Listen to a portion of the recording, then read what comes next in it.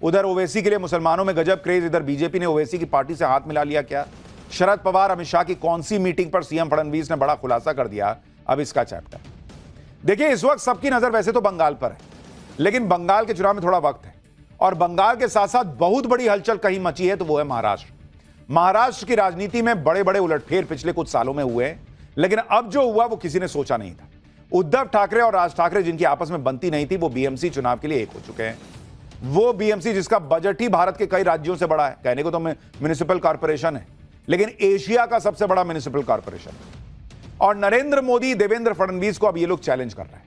ठाकरे भाइयों के इस चैलेंज के बीच आज मैंने महाराष्ट्र के सीएम देवेंद्र फडणवीस का एक इंटरव्यू किया।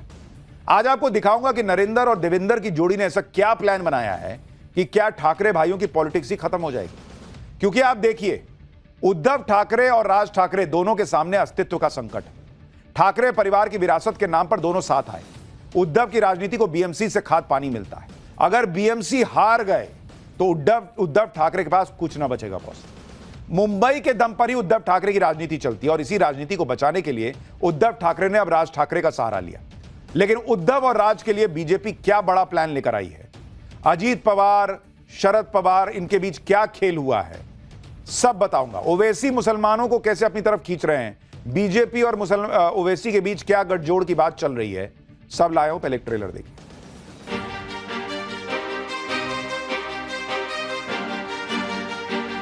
देखिए, ये संभव नहीं है। एआईएमआईएम को साथ में लेना ये हमको मंजूर नहीं है।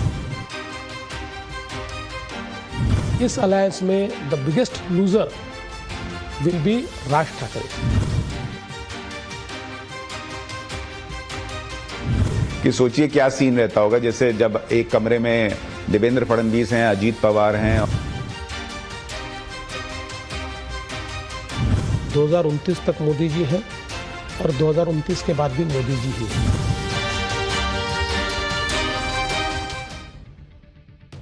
नरेंद्र मोदी का वो मेगा प्लान क्या है जिससे उद्धव ठाकरे और राज ठाकरे का सियासी करियर खत्म होने वाला है, वो बताऊंगा।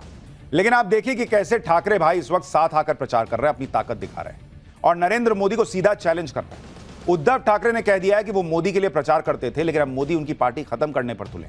राज ठाकरे के साथ मिलकर बीजेपी से लड़ेंगे और राज ठाकरे से अब वो कभी अलग नहीं होंगे। इधर राज ठाकरे कह रहे हैं कि वो मंदिर तो जाएंगे लेकिन गंगा का पानी नहीं पिएंगे। इसका हिंदुत्व से क्या संबंध है? राज ठाकरे ने मुसलमानों को लुभाते हुए कहा कि महाराष्ट्र में रहने वाला मुसलमान मराठी मुसलमान है। यानी उद्धव और राज ठाकरे हर वो कोशिश कर रहे हैं जिससे उनकी पॉलिटिक्स चलती रहे या बच जाए। बीएमसी चुनाव में जीत के लिए हर पैतरा अपना रहे हैं, बीजेपी पर पार्टी तोड़ने तक का आरोप लगा रहे हैं। लेकिन आज जब मैंने महाराष्ट्र के सीएम देवेंद्र फडणवीस का इंटरव्यू किया और उसमें उद्धव ठाकरे और उनकी पार्टी को लेकर मैंने सवाल पूछा कि अगर बीएमसी हार गए तो क्या उनकी पार्टी खत्म हो जाएगी? फडणवीस ने कहा कि उद्धव ठाकरे की पार्टी एक प्राइवेट कंपनी की तरह है जिसमें मालिक नहीं बदलता। देखिए, वो पार्टी जो है ना, वो उनकी प्राइवेट प्रॉपर्टी है। वो मालिक है उस पार्टी के, इसलिए मालिक चेंज नहीं हो सकता है। नीचे के जो है वो बेचारे सारे सैनिक और बाकी सारे जो लोग हैं वो इधर उधर जाते रहेंगे, चेंज होते रहेंगे, मालिक की मर्जी आएगी वैसा वो चलता रहेगा। हाँ, इतना जरूर है। देखिए, मैं हमेशा कहता हूं कि चुनाव में हारना या चुनाव में जीतना ये मायने नहीं रखता, लेकिन हारने के बाद उस हार से आप क्या सीख लेते हो ये मायने रखता है। कांग्रेस की हालत क्यों खराब है? जो प्रधानमंत्री जी कहते, किसी भी हार से वो सीखते नहीं है, वही मूर्खता, उसी प्रकार का व्यवहार वो लगातार करते रहते। अगर उद्धव जी और उनकी सेना इस हार से नहीं सीखेंगे तो आगे भी उनका हश्र यही होगा।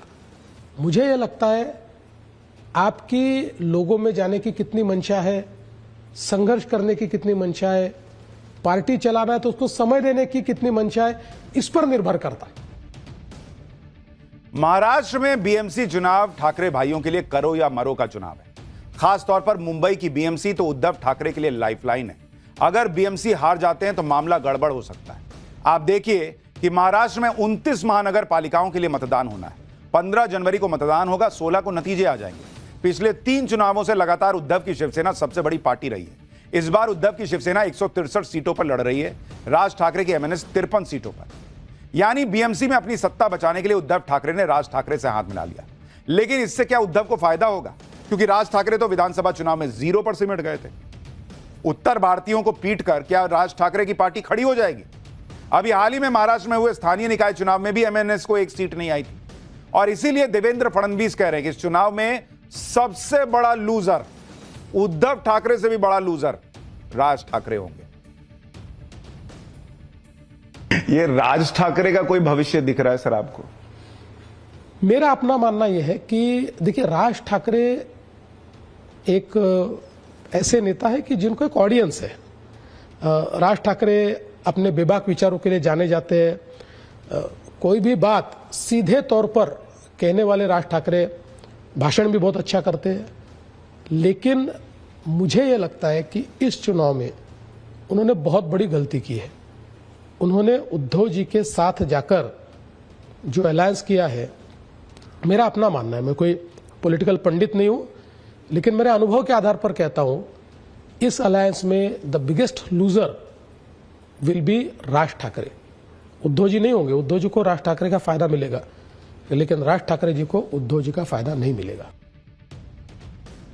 बीजेपी और राज ठाकरे के बीच अलग ही तरह का रिलेशन है। कभी राज ठाकरे पीएम मोदी की जमकर तारीफ करते हैं, कभी वो हिंदुत्व को लेकर ऐसे बयान देते हैं जिससे हंगामा मच जाता है। इन सब के बीच राज ठाकरे के नेता और कार्यकर्ता मराठी के नाम पर गुंडागर्दी भी करते हैं। सीएम देवेंद्र फडणवीस से मैंने पूछा कि भाई आप राज ठाकरे के साथ क्यों नहीं, राज ठाकरे और आप लोग साथ क्यों नहीं आ सकते? सीएम फडणवीस ने कहा कि राज ठाकरे की पार्टी मराठी के नाम पर जो गुंडागर्दी करती है उससे बीजेपी सहमत नहीं है, इसलिए राज ठाकरे के साथ गठबंधन का सवाल नहीं है। क्योंकि राज ठाकरे जब मराठी मानुष की बात करते हैं तो वो हिंदुओं को अलग अलग करके देखते हैं। देखिए, जब उन्होंने हिंदुत्व के विचार को अपनाया तो हमने उनको साथ में लिया, क्योंकि हिंदुत्व ये हमको जोड़ने वाला धागा है। लेकिन बाद में वापस जब हिंदुत्व से वो केवल इस प्रकार के विचारों में चले गए, या उनके लोगों ने वापस मराठी के नाम पर उत्तर भारतीयों को मारना, उनको पीटना, उनको गाली देना शुरू कर दिया, ये हमारे पार्टी को मंजूर नहीं है। देखिए, हम भी मराठी प्राइड वाले लोग हैं। मैं मराठी हूँ, मुझे मराठी होने का बहुत अभिमान है। मराठी भाषा के लिए हम लड़ते हैं। हमारे प्रधानमंत्री जी ने मराठी भाषा को क्लासिकल लैंग्वेज का दर्जा दिया। महाराष्ट्र में मराठी कंपलसरी होनी चाहिए, इसका हमारा आग्रह है। इसका मतलब ये नहीं है कि महाराष्ट्र में बसने वाले अन्य प्रांतों के जो लोग हैं उनके साथ आप दुर्व्यवहार करें, ये हम नहीं पसंद करते, हम नहीं मान्य करते। राज ठाकरे के साथ तो बीजेपी नहीं जा सकती, लेकिन क्या उद्धव ठाकरे बीएमसी चुनाव हारे तो बीजेपी उनको वापस ले लेगी? उद्धव ठाकरे ने 2019 में बीजेपी के साथ गठजोड़ तोड़ लिया। मुख्यमंत्री पद के मुद्दे पर उद्धव ने बीजेपी का साथ छोड़ा था और बाद में कांग्रेस एनसीपी के साथ मिलकर सरकार बना ली थी। लेकिन अब हालात बदल चुके हैं, उद्धव की पार्टी टूट चुकी है। इंडी गठबंधन भी उद्धव ठाकरे को भाव नहीं दे रहा। ऐसे में क्या उद्धव की एनडीए में वापसी हो सकती है? सुनिए देवेंद्र फडणवीस ने क्या बड़ा दावा किया। अगर उद्धव जी को यह समझ में आया कि मैंने गलती की थी बीजेपी से अलग होकर, और उन्होंने कहा कि जब सब आ ही गए हैं, अजीत भाई को भी ले ही सकते हो, शिंदे जी यही हैं, तो मुझे भी वापस ही ले लो, तो क्या यह संभव है कि उद्धव ठाकरे वापस आए? देखिए, ये संभव नहीं है, क्योंकि पॉलिटिकल अलायंसेस करना आसान होता है। मसलन 2 पॉलिटिकल पार्टी है, पॉलिटिकल अलग अलग एजेंडे पे चल रही है, और फिर कॉमन मिनिमम प्रोग्राम में सब साथ में आ गए, ऐसा होता है।